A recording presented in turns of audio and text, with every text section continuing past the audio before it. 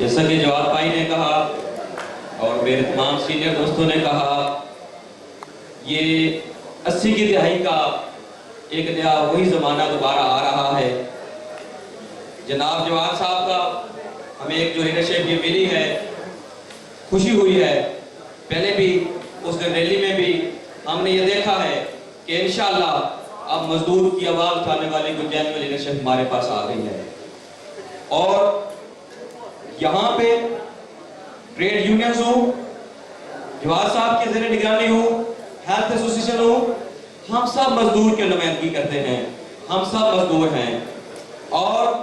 یہ عہد کرنا ہے کہ ایک فیملی کی طرح اس پلیٹ فارم کو نبھائیں گے۔ انشاءاللہ ایک دفعہ پھر عہد کرتے ہیں کہ جواد صاحب کے ساتھ اس انقلاب کو حقیقی معنوں میں عملی جامہ بنائیں گے، اور انشاءاللہ یہ خواب پورا ہو کے رہے گا۔